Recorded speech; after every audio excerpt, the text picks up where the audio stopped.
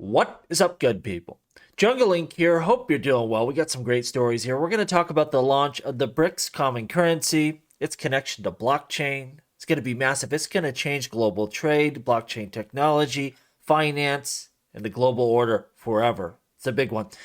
A rogue AI.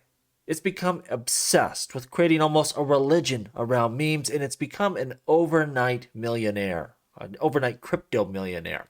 We'll take a look at that story. And lastly, a Tether DOJ probe. A lot of people tell you, there's nothing here. Don't worry about it.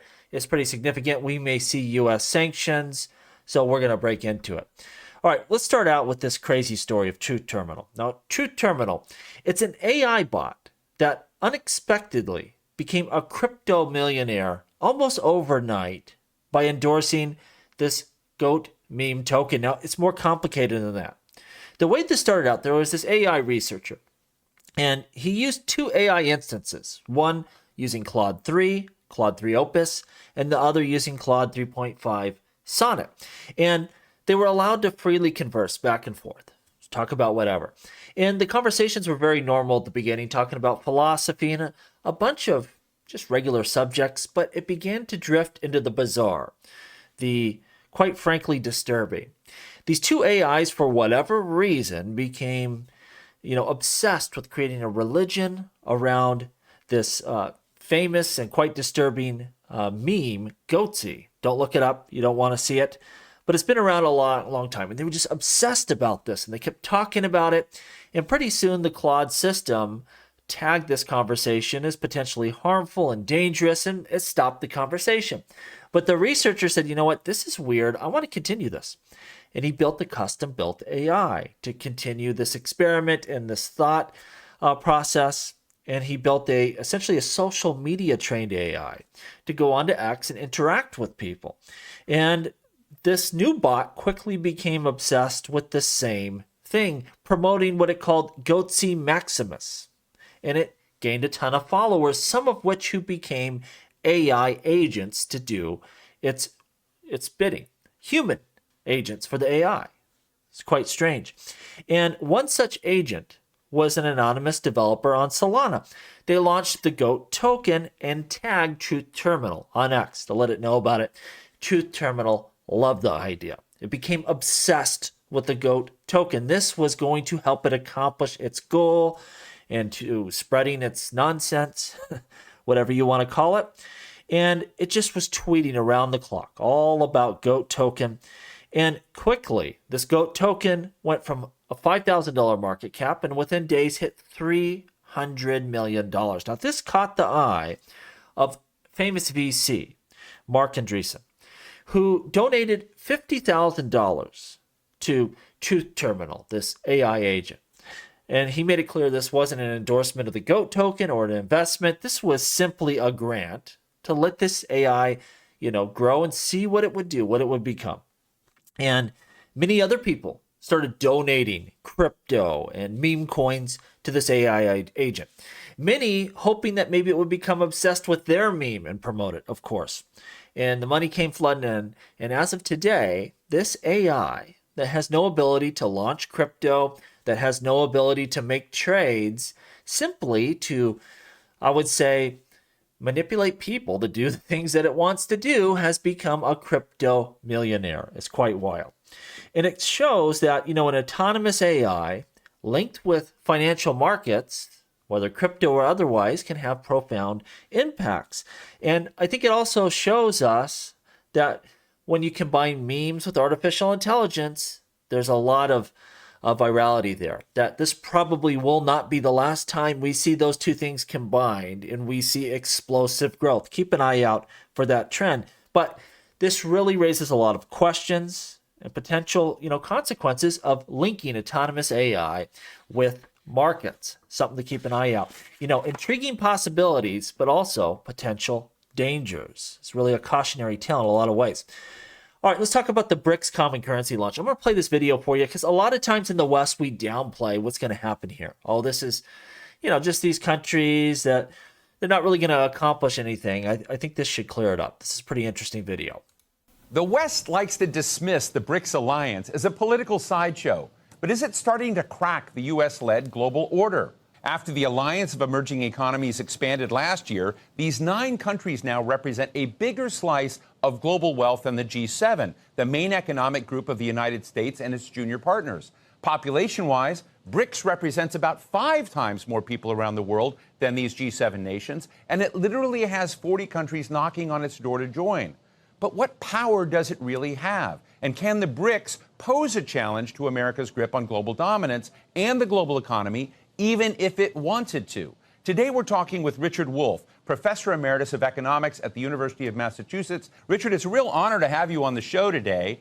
And I want to just ask you, like, point blank, BRICS, is it a real new thing that's going to challenge the American global order, or is it still an illusion? Well, the short answer to your question is it's a real thing, not an illusion. It's already challenged the order that was dominated by the United States, and it promises to continue to do so. It certainly is as we are speaking. It is only wishful thinking on the part of the major countries of what we used to call the collective West, or maybe should still call it. It's a self-delusion on the part of the West to minimize it, to brush it off. Really is a new world order that we are living through. And I believe many of the problems, many of the tensions, many of the hostilities we are in the midst of, as you and I are speaking, are derivative from, are shaped by the challenge posed by the BRICS. So when I look at this group of nations, it's hard for me to understand, what do they represent? What are they for in terms of, I know that they may be against American dominance, but what are they collectively for? They should not be thought of as some sort of monolith. They aren't. But they share that the highest priority they have is to emerge from the state of underdevelopment, less development, whatever language you find comfortable. These are countries that don't yet have the standard of living of the United States, and who do not accept the notion that they can't or mustn't or shouldn't aspire to at least the same standard of living, if not, in fact, a higher standard. And that's really what it is. What we are seeing is a changing world order. Make no mistake, I don't have to lecture most people watching this channel today about what this is, but it's really to promote economic independence and financial sovereignty for the BRICS nation, creating an alternative to the dollar dominance that we see today. The actual backing of this new currency, of course, 40% of it approximately will be gold. At some point, I wouldn't be surprised if you see baskets of cryptocurrencies involved, and of course also local currencies from the BRICS nations included in this. And we know its purpose really is global trade, the flow of global value. So that's kind of where we know blockchain technology is going to be included in this. It's going to be a big part. So when we look at, what blockchains are they going to use? What blockchains would BRICS possibly consider? First and foremost, understand this. Everyone, from whether you're a BRICS nation, you're Ripple, you're JP Morgan, most of their transactions are going to happen on proprietary private ledgers. That's going to happen. But to ensure that transactions settle with finality in a trustless manner, that's where they will leverage public blockchains. That's what's going to make everything interoperable and allow them to work around the current financial system, which really the U.S. weaponizes. Pretty straightforward. So when we look at the possible blockchains they could use, of course, XRP Ledger should be at the top of your list. It's a purpose-built blockchain for cross-border payments and flows of value, not just using XRP, but dollars and yuan and whatever you want to throw in there. It would be a perfect use case for this blockchain. Now, one of its biggest problems is Ripple is dominant here, but the minute you add in, nation states, Ripple's not such a big deal any longer. Now, they still have a ton of the supply, of course. I think that could be dealt with. We don't need to delve too much into how, but the XRP Ledger is a big one, where we see a lot of people, including Ripple, going, Sony, Coinbase, BlackRock, the Ethereum layer 2 way, where you could have a private and proprietary system that you control the rules on, but it links up with ETH and you're able to settle out with finality. You can leverage Ethereum's security settings. That's a big security, not settings, but security, blockchain security. That's a big contender right there in its own right. Of course, you have things like Polkadot, Cardano, Atom, big interoperability systems there. You have the new age systems like Solana, Sui, and Avalanche, high throughput, varying levels of finality there, just speed, cost. These blockchains have everything. And then Bitcoin. Bitcoin still makes a lot of sense for very large transactions on the blockchain. Because when you're moving a lot of value, Bitcoin's the most liquid. And then lastly, I could see Bitcoin being included in the backing of these currencies, so much like a gold. They could hold a certain amount of Bitcoin and really other cryptocurrencies as well. We may get there as crypto becomes less volatile in the future. What I think is going to happen here is you're not going to see them use only XRP Ledger or only Ethereum Layer 2. It's going to be a combination of all of these public blockchains, or at least many of them. I shouldn't say all of them. But they're going to want resilience. They're going to want to know no matter what happens, they're going to be able to settle their transactions. All of these blockchains are good for various purposes. And so I think they're going to leverage a lot of these different blockchains in a system that links up and interoperates with each other. There's not going to be just one winner. They're all purpose-built. They have different strengths and weaknesses, and you will see them link up with each other and then also with these private proprietary systems as well, because they need privacy, of course, in their transactions and what's going on within finance. And that's not just nation states. You're going to see this from everyone. Of course, Ripple is the one we talk about a lot on this channel. They have their proprietary RippleNet, where they use to route a lot of transactions, but they settle out onto public blockchains, and they use different ones, XRP Ledger and Ethereum right now, but there will be more, of course. So, this is going to affect crypto adoption in a big way, and this will be one of your first major use cases that change finance forever. It's going down, you better believe it. Tether, DOJ probe. A lot of people out there saying, "Oh, there's nothing to it. This is just FUD. This is happening. This is much like Binance. We knew it was going to go down with Binance. The DOJ is not going to lay off Tether. They're going to keep going after them. There's likely going to be sanctions launched if they don't come to some sort of deal here. And while Tether's business is much overseas, it's not going to matter because most of your Western countries will apply those sanctions. And so, there's really two routes we can go here. We can go the Binance route where you come to some sort of deal. You're going to pay some penalties. Some people may have to do some jail time depending on what went down. And you're going to have to let the U.S. in to look at your transactions, things like that. Or they can hide out in hostile territories, but they're likely not going to keep their lead if they do that. Just not going to happen if they don't have access to the whole globe. Let's listen to this video here, and then we'll come back and discuss. The Wall Street Journal just popped a story over the past couple of minutes saying that federal prosecutors in Manhattan are investigating the cryptocurrency company Tether for potential violations of anti-money laundering and U.S. sanctions rules. The Wall Street Journal in the past few minutes also reporting that the Treasury Department is considering sanctions against Tether because of its the widespread use of Tether by criminals on the internet. Obviously, sanctions against Tether would prevent U.S. persons from doing business with the company. So that is a concern, particularly a concern potentially here for Cantor Fitzgerald, which has an extensive business relationship with the cryptocurrency company. We do have a statement here from the company in the Wall Street Journal reporting Tether saying to suggest that Tether is somehow involved in aiding criminal actors or sidestepping sanctions is outrageous. We work actively with U.S. and international law enforcement to combat illicit activity, as we've publicly demonstrated many times. And guys, the Wall Street Journal offering some context here, which is that this investigation in the Manhattan U.S. Attorney's Office, Prosecutor's Office, has been going on for some time now, possibly several years. So not clear how soon they might get to a resolution of that investigation, but that story popping within about the past 15 minutes, guys. Okay. Back over to you. So a lot of times people say, we don't know if Tether has their backing.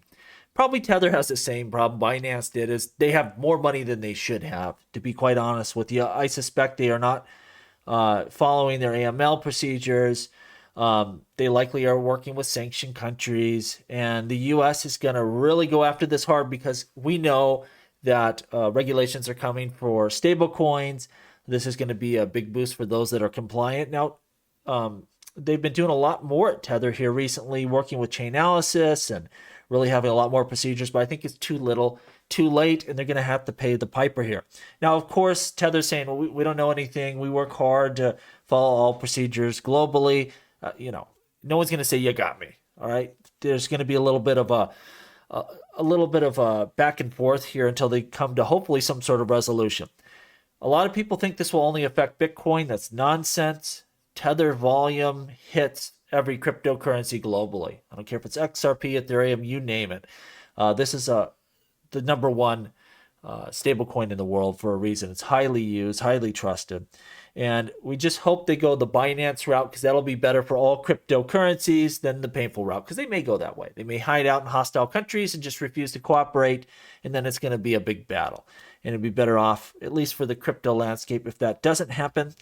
With stablecoins going mainstream, this is going to be a point of contention, one that you're going to see government step in and, to make sure that those that are truly compliant and fully transparent, they're operating on an even playing field, because if someone like Tether isn't doing that, they have a huge advantage. So it's just going to happen. JP Morgan, financial analysts, suggest that Tether's lack of full disclosure and independent audits could be a big disadvantage. Absolutely. You're not going to want to use them if USDC or Ripple's coin or PayPal's coin, if they have these features and Tether does not. Now, Tether uses the excuse that because it's crypto related, that no big four accounting firms want to work with them and audit their books. That's a bunch of nonsense. Of course, other cryptocurrency projects like USDC have big four accounting firms that do audits. So this is just one of those painful parts of crypto as we integrate fully into the financial system, and you've been wild westing it a little bit. We just hope there's not too much disruption here, that Tether can be integrated properly. And, we don't know without really peeking into their books and seeing everything they're up to, but I would suspect there are some laws out there that they probably didn't follow. And it's tough when you're a global company like that. Everyone has different rules and procedures, but you're going to have to make sure now that you are fully compliant in every region, especially in the United States and the West, or there's going to be a lot of problems here. Let me know what you think down below. Really helps this channel. Make sure you like and subscribe. If you comment down below, I will respond to every single comment. Do you think Tether is going to go down? Do you think they will work out a Binance type of deal to survive and continue to grow? And as always, please like, please subscribe. The revolution will be televised right here on Jungle Link.